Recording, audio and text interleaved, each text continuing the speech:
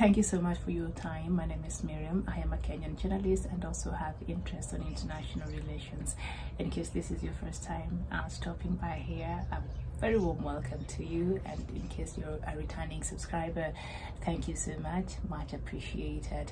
Now, in case you still not into the habit of setting up goals, please, I beg you, this would be the best thing you can ever do for yourself.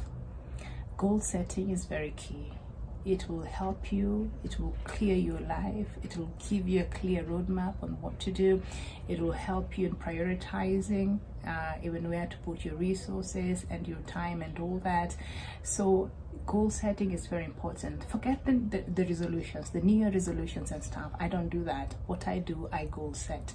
You set your goals and then you put them in terms of short term and long term, and you work on something that you know is practical and you know is realistic as far as what you want to achieve with yourself is concerned. And so you could have personal goals, professional goals, or whatever kinds of goals that you want to have for yourself. But today I want us to look at the top 5 goals that especially young professionals could benefit from if they would put this as part of their short-term goals. And the first one is expanding your professional network. We know network is critical component in establishing a successful career.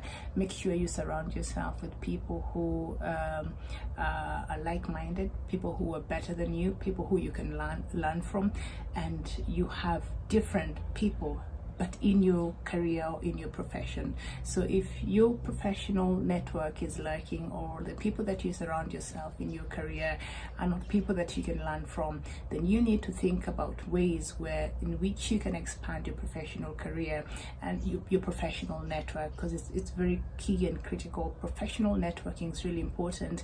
You can attend industry events, you can join professional organizations, you can network with other industry professionals. If you hear perhaps your profession, they're having these dinners or workshops or whatever, join in, pay. If it's something that you can afford, go to these workshops, learn, network, get yourself surrounded with people who are like-minded, but people that you can add to, but also you can gain from. So expanding your professional network is key. If you haven't thought about it yet, put that down as the first short-term goal, especially if you're a young professional.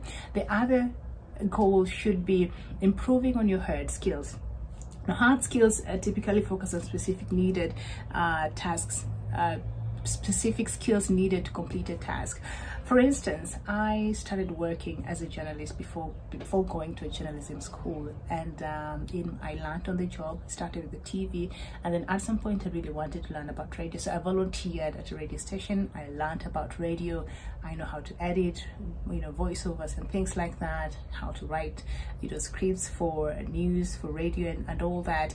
And these are hard skills. These are technical skills, editing, voicing, and all things like that. And I knew how to work the what do you call it, the board, can't remember the exact name. And so these are hard skills that I picked through volunteering and giving my time. And so depending on the career that you are in and the hard skill that is required, please, you can enroll. There are short courses that even offer certification after you're done, online courses, there are trainings, there are workshops that you can attend for you to gain and learn these hard skills. So work on improving your hard skills. They come in handy. The other goal that you should have if you are a young profession is you should seek to improve on your specialization field. For instance, I'm a journalist. I'll give example of myself because that's what I know, that's what I do. So it took me a while before I settled on what I wanted to specialize on, and I tried different things. My first ever TV show was a classical music program that I love classical music. Through that show, I ended up loving classical music a lot. But that was the first show, and then I think I hosted another quiz entertainment show that we used to do around higher learning institutions, and also it's like a game show, something like that. I hosted a talk show what else? Several, but mostly I've hosted talk shows, and then later on I worked for this a TV station, and it was Pan-African.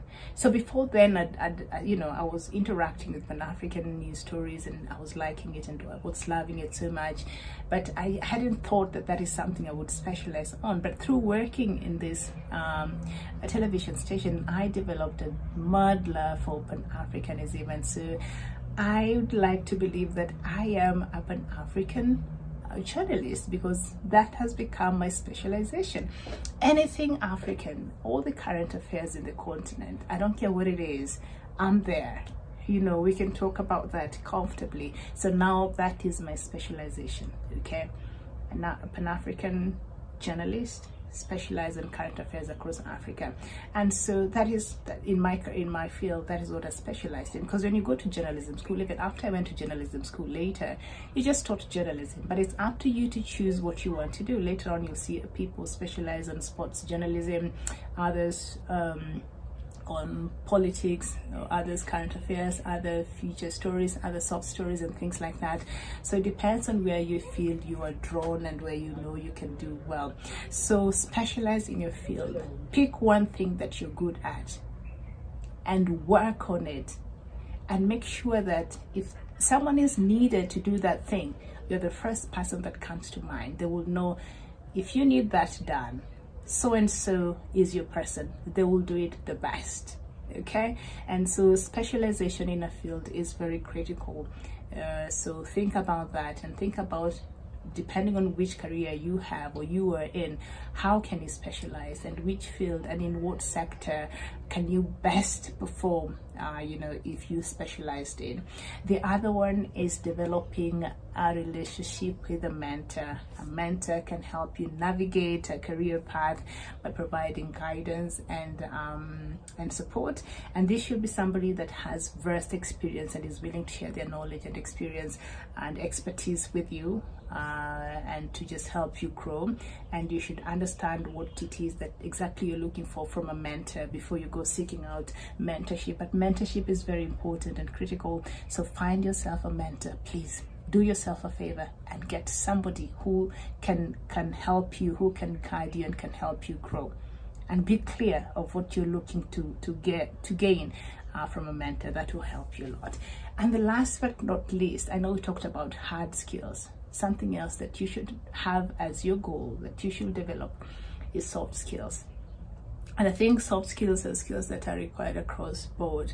And this comes in form of good communication, interpersonal skills, work ethic, time management, teamwork, leadership, and things like that.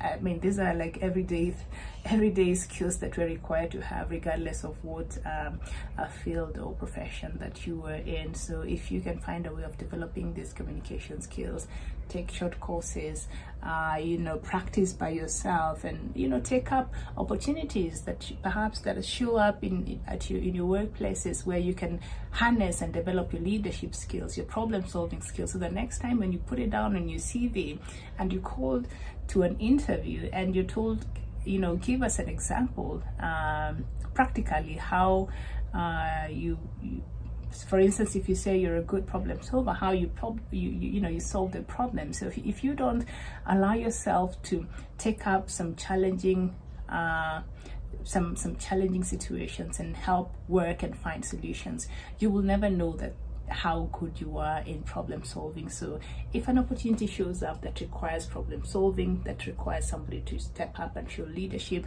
please don't hesitate, because in that you will be building some of these skills that you never know where you will need them later on in life. So I hope this has been helpful.